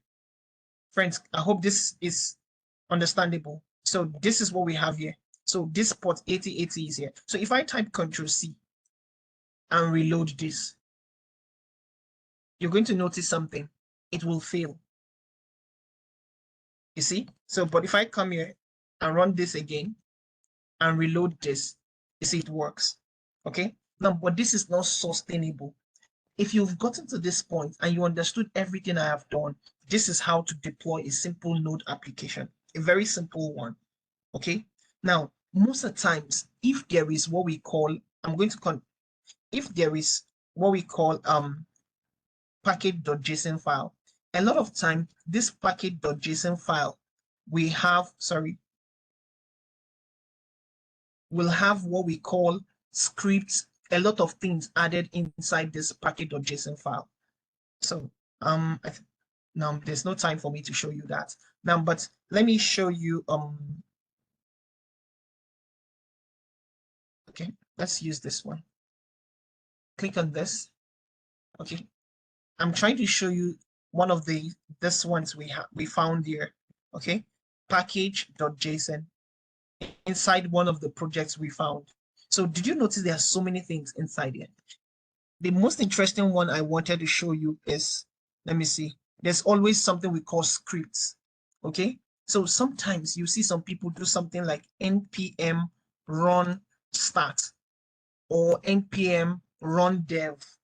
Okay, so all those things are often found inside this thing, or run test, npm run test, npm run whatever, run links. Do you understand? So npm run build. Do you understand? If they say npm run start, this is what is going to run here. Do you understand? So they need to be a scripts folder. So, but because I do not have that inside this my package.json file, so you will not be the one to add it. Okay, you are not going to be the one that's going to add it, friends. You understand?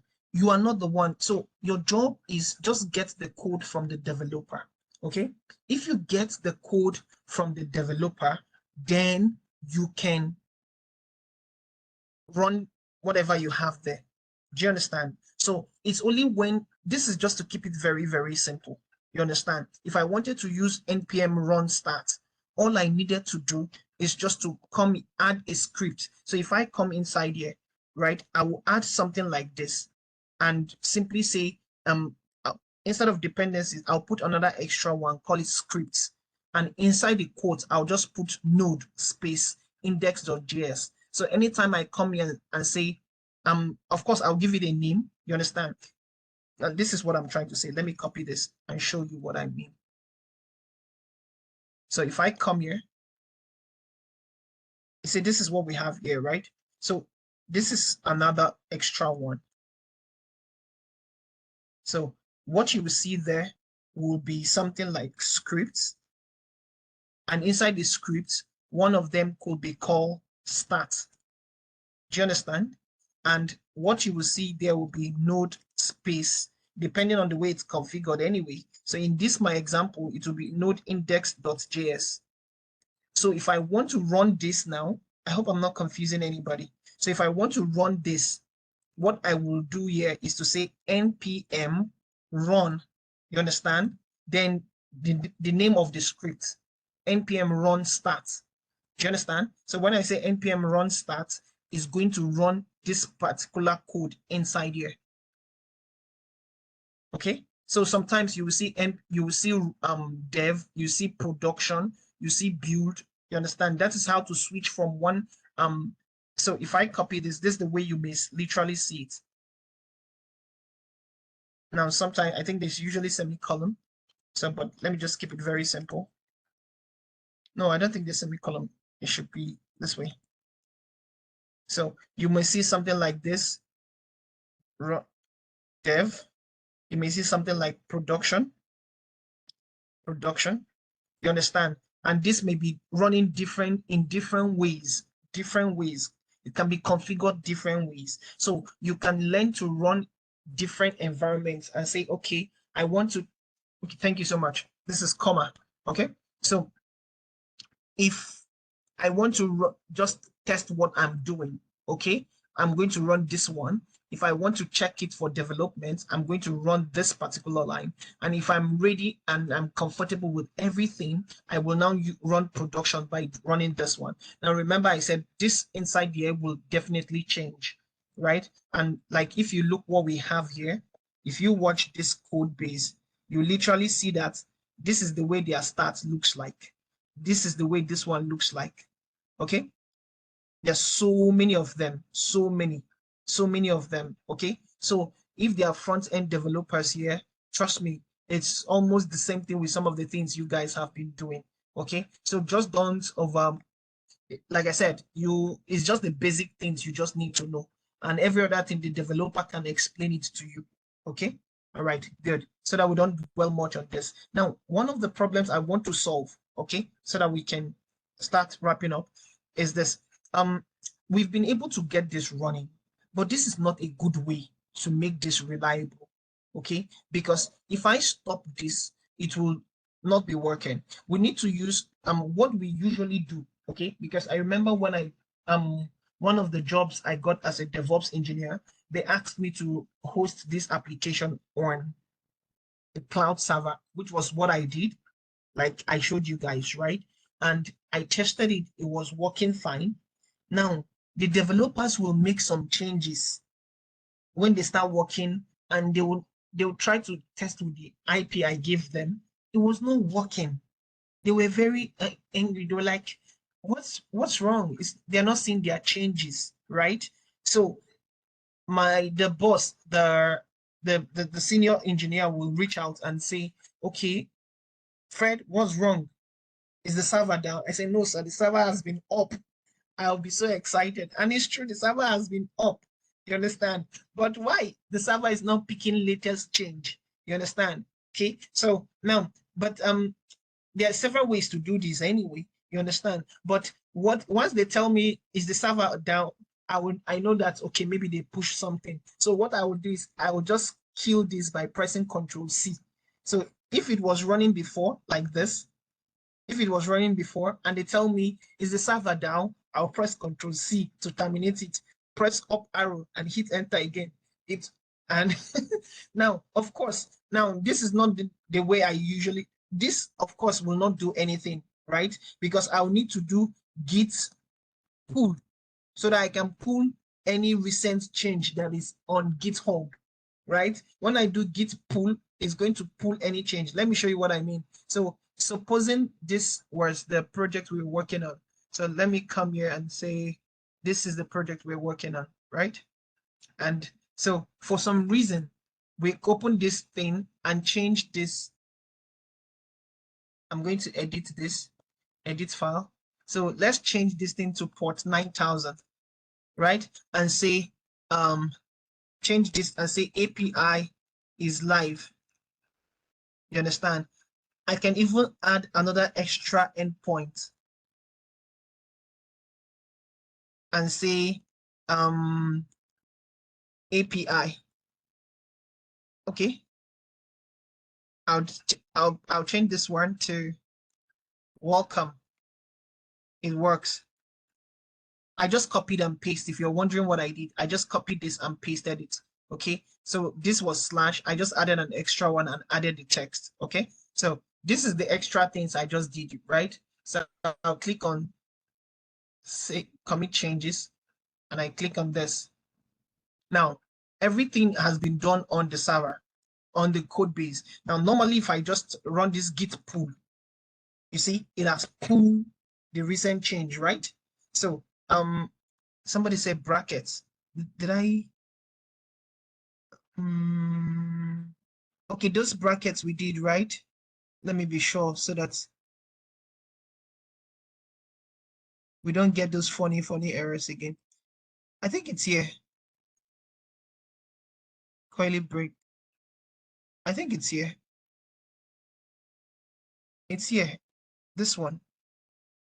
I think it should come after line 14, the one for the app. Line 14, yeah. Okay.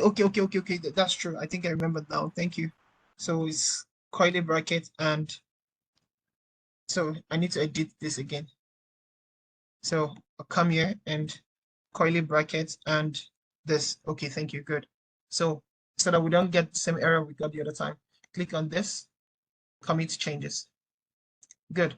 Now, so if I come here, I'll need to run the git pull, right? So that it can fetch everything there. And you all will agree with me that if I do this cat index.js, you see that, okay, hold on. when we did git pull, what happened? All right, let's see. Let me be sure. Git branch -a. We have only main this, okay? And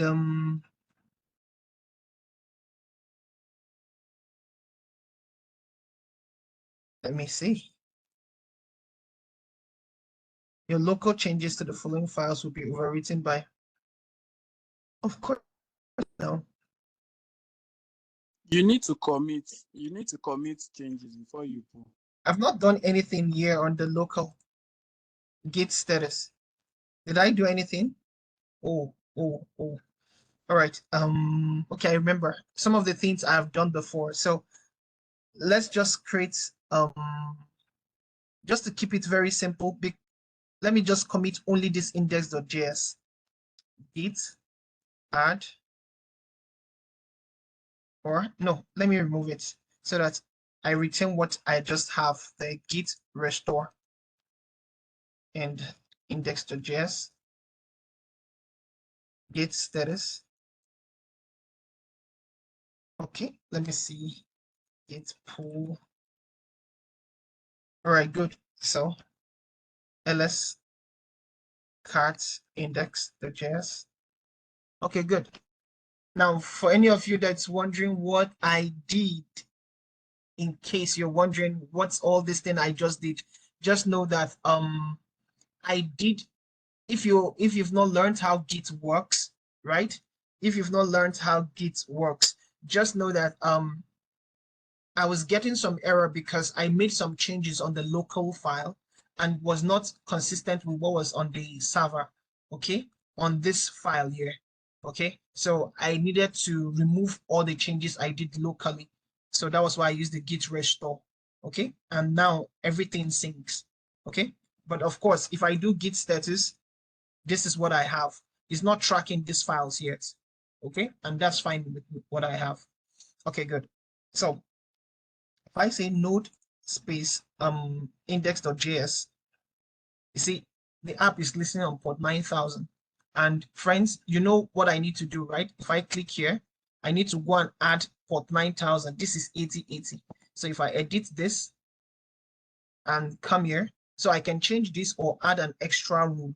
So, but I'll just come here and just change this to 9000 and save the rules. Okay. Right, good. So if I come here and change this to 9000 and hit enter, you see, welcome, it works. Now, friends, did you notice that this is for slash, the first endpoint? Okay. Now, if I come and say slash API and hit enter, see API is live. Okay. So based on the code, I have two endpoints there. This. Don't worry if you've not understood this concept, especially if you've not done much on programming. Okay, just keep it very simple. The most important thing you should know as a DevOps engineer is that the code is live. Now, but how do we solve this problem that when we press Ctrl+C, this will still be running? Okay, now we're going to use something we call PM2. Okay, there's so many ways we can do it. Okay, I can use no hub, I can use a background process.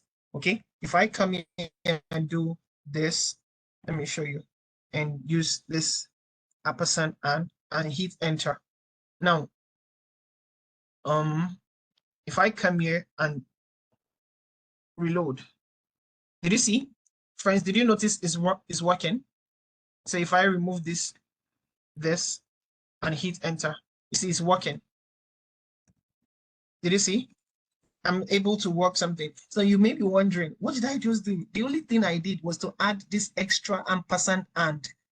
This extra ampersand and it's what was responsible for making it to run in the background. Okay, so it started running on the background as a process, DG. Do you understand? Aha. So now, but ideally, that is not sustainable. Okay, that is just one way. Okay, but the one we use in production, okay, what companies usually use, most people usually use, is called PM2. Okay, it's a package manager. I hope this is not confusing. Are we confused? we'll be wrapping up soon. Any confusion so far? All right. Okay, great. So now, how do we get this sorted out? So we need to use npm to install the package. We need to use npm to install the package. Okay, so PM2 is what we usually use to make this thing work. So if I want to install PM2, I will use npm, right? Good. And say just like if you want to install something on Linux, you use apt. So for this Node server, if we want to use anything on the Node, we use npm as the package manager for Node. Okay, just good. So I'll say npm install. You understand? Now, often it's advisable to install it globally, okay, so that it will not just be for this project. It could be for any project that is run on this particular server. So you see a lot of times people use -g, okay, which is for global. All right, then you put the name of the package. So if I do this, this is what's going to happen. It's installing the package called PM2. All right, good. So now we've been able to install PM2 successfully. Okay, don't worry about this for now. Okay, so if I type PM2, you see, if you can see this, you're good to go. Okay, now, so one way I can get this to work very, very fast, this is the instructions here. So you can say PM2 start, then the name of the package. Did you see that? So if I come and say PM2 start, and say index.js and hit, remember, it mustn't be index.js, it can be anything else. Okay, it can be app.js or any file. So if I hit enter now, friends, did you see what's happening? Did you notice I'm free to type any other thing I'm doing? And you can see it tells me if it's online. And if I come here, you notice that this is working. Did you see that? And I didn't need to do any special thing. Now, this is how it works. So this has solved our problem actually. Okay, but there are more things we can actually do with this. We can save this process. We can make it to run on startup. We can also set what we call watching, such that if the code changes, it should do something. For instance, let me show you what I mean. So if I come here and say sudo vi index.js, and I come here and say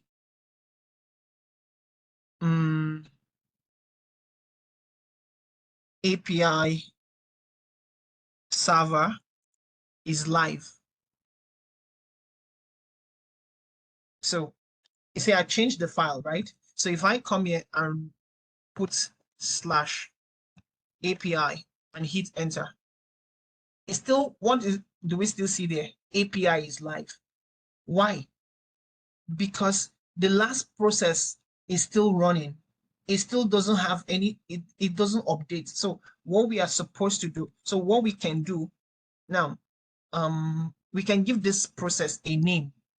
Now this is looking to be, let me show you. So let me run something called PM2. So if I say PM2 status, it will show me what is currently running. So it's telling me errored because of that change I just did, right? So it's current, the name is this, so we can stop it by the name or by the ID. I know I'm rushing because of the time so that I don't keep so many people waiting, right? So I can literally say PM2 restart, then either by the name or by 0. So if I say restart 0, which is the ID, and I hit enter, you see it's online again. So if I come here and reload this, let's see. Okay, it's working fine, but let me be sure. Okay, it's still erroring out. Let's see. One other thing you can do is the PM2 logs. Let's see the log. Okay, for every time we are trying to run it, it's still listening on port 9000. I think it's timed out. So let's press Ctrl C. And so this is what I'm going to do. I'll simply say PM2 kill. I can stop it. I can kill it if I want to, but I'll just say PM to kill 0, which means kill, sorry.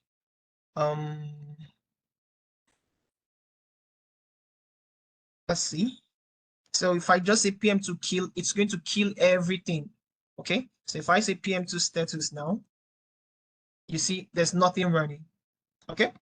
So if I type ss-lsn lst, right? See, there's nothing. Okay, so there's still something listening on port 9000. Okay, so let me kill the process ID listening on port 9000.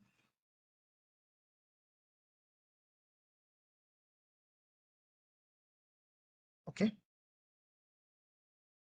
Okay, so this is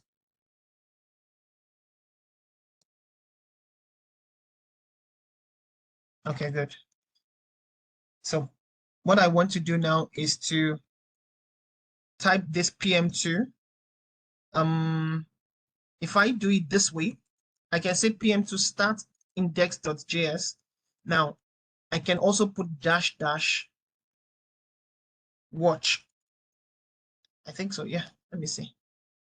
Yeah. So let me see. No. It should be watched also. So once you use that, this will be changed to enabled. Okay. I'll still check online. Once this is set to enabled, what that means is anytime you change the code, you don't need to stop or start this. Automatically, any change you do on the code base, once you just reload this, it will be updating the change. So this is what we usually use in production, PM2, to usually check and watch files, okay? Especially if you do not want to stop and start it. So another thing you can do is to type PM2 save to save the process, and then you use something we call start rather. Okay, so I think yeah, it should be startup.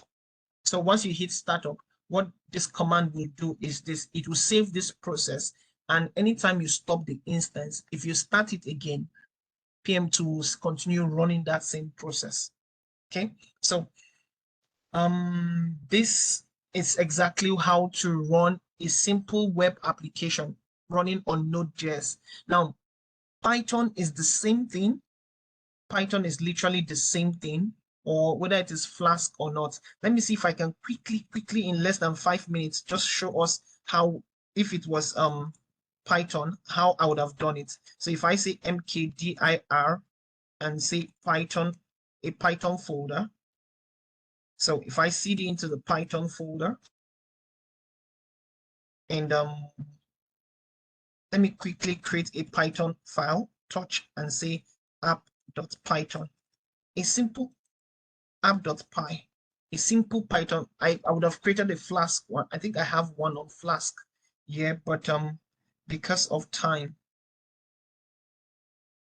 I think I have one here, but it's just time. So I'll just keep it very simple and use. So if I say sudo vi, so supposing this will just be a simple command that says hello, it works. Okay, good. So this is a simple Python app. Now Python is installed by default on most of these servers. So immediately I run this, you can literally see that it's working. You understand? So this is almost the same thing, almost the same thing. Of course, if I wanted to get this Python to work, especially to work with a server, I can configure it in a certain way. And people usually use this particular tool, this framework I use, just like we used Express in Node.js. Python uses Flask. They can use Django and many other frameworks. Okay, so because we are spending, it's already 2 hours. gone. So let me ask any questions so far. Let's know if there's any question, and then we'll know if we feel like continuing or if we should stop for the day. Any questions so far? Let us stop for the day. All right. Okay. Yeah. Am I audible, please? Just a moment. Yes, you are. Go ahead, please. Okay. Before now, I usually just run apt updates or apt install, right, on any machine I am, right. But now, Okay. the link you provided, is it related, like, or strictly for running or updating packages on AWS, or I can use it on any, like, a virtual box, or mm, Actually, the link I provided, if you're referring to the one I shared you on Node, is just used for installing Node, right? okay. So, but ideally, if you just get into a server, first thing is just to run the sudo apt install -y, and you're good to go. Okay. Depending if it's running on an Ubuntu operating system, like a Debian-based operating system. Okay. Does that make Thank you. sense? Hello, Yeah. yeah, good evening. Hello. Yeah, go ahead, please. Yeah, please, I want to ask, are we going to get the recording immediately Yes, after of this course. class? Le- Um, Thank you. So I that can't really tell this. I can't tell the size of this recording. So maybe when we are done with the recording, we'll see the size, and then we'll see if it's possible. If it's something we can convert this evening and upload to our YouTube channel. If we're done, we're going to paste the link on the Slack channel, and every other person can get access to it. Other than that, trust me, before the first half of the day tomorrow, you will get access to it. okay, so that we can like rewatch so that it can stick to us because actually I'm getting some things. I'm not new to Linux. I've been using Linux for the past 1.5 months and I'm even enjoying it. But all these kind of concepts on AWS, I'm learning AWS too at the same time too. But like I'm still getting some stuff, but I need to like rewatch so that it will stick. Thank you. Okay, that's fine. Yeah. Okay, can we Somebody just wanted to finish say it, something. please? I don't know. You said you could finish in like less than 5 minutes. I don't know. Can we finish it, please? I think I don't want to stay long for some people. Somebody asked a question on the enable watching stuff. So I'm trying to see if I can get yeah, I think this article can help that person. This article may be able to help the person. Now, what I wanted to do for the yeah, this is it. It's actually watch I used, but for some reason it did not work. But um so what will happen is this for in cases like this. Exactly. That's a good one, sir. So maybe those of you in the session now, right? How about you just go and it's going to be a task, right? How about you just go and find a simple Python application, right? And then okay, this is where it becomes very interesting, right? Just this is how we are going to improve our skills as DevOps engineers, right? Please, everybody, ensure that you're going to do this task, not this particular one. If you want to do this one, fine, but on your own, right? Just go and learn how to deploy a simple Python application on AWS on the cloud. You understand? Now, what we want you to do is to document it. So two ways is either you choose to document it or you choose to create a video recording of you implementing that particular task. And that is what you will send to us, not your GitHub link. I don't know if it makes sense. So you're not sending to us your GitHub link to prove that you've done the task, right? No, what you're sending to us is your documentation. Let me show you. I wish because of time I can't really. So this is a simple. A friend of mine's. This is a simple documentation. You see how this documentation looks like? It's a task the person did, and you can literally see there's code, there's screenshots, right? It looks like a tutorial, but this is what we call documentation. Of course, it can be more informative than this. So if you want to do this, fine. If you want to create a video recording where you record your screen and then you implement the project, then that's fine. I think this is where I will stop for today for the sake of time. I can continue, but I think just so that we can encourage other persons to be part of the training. It's late already, it's 11 p.m. Any questions so far from anybody? Okay, if there's none, boss, do you have something to say to them so that we can let them go? Yeah, I think like you rightly said, I think it's just quite it's imperative for everyone to try and get an idea of how Git works and also how Linux works as well. Then also try the hands-on on the Python application. Try and deploy. So what I'll do is I'll try and make sure the video is uploaded before tomorrow afternoon. Then I think we shared on the Slack channel so people can go and rewatch and at least use that opportunity and idea to be able to deploy the Python application on AWS. I mean, AWS is free. Just make sure you don't go beyond the free resources, the free tier. So easily you could probably just share whatever you've done with us, and I mean from there we could just. I think that approach will make it easier for people to learn and get their hands dirty. The submission, right? Yeah. I mean, trying the Python and doing the submission, I think it will help to get their hands dirty. Yeah. All right. So some people are asking for the submission date. I mean, just make sure that you submitted it. You've submitted before. Should I say before Thursday or before the next class? Before Thursday. Oh, no, before Thursday. You should be ready. So that if we're giving you any review and feedback, you can correct it before the class, right? So Thursday is a good time. Okay. So we're going to give you resources again for the next project we are going to do. All right. For the next project, we're going to give you resources and expect you to watch them and follow them so that when we are implementing it, so this is going to be incrementing the complexity of the projects will be increasing. You understand? Okay. So just try and watch the videos and so on. So thank you, friends. Yeah, Due date thank is you. Thursday. All right. Thank you, everybody, and Yeah, you'll thank have a you. great evening. Thank you Thank for you very coming. much. All right. Bye. Thank you. Bye.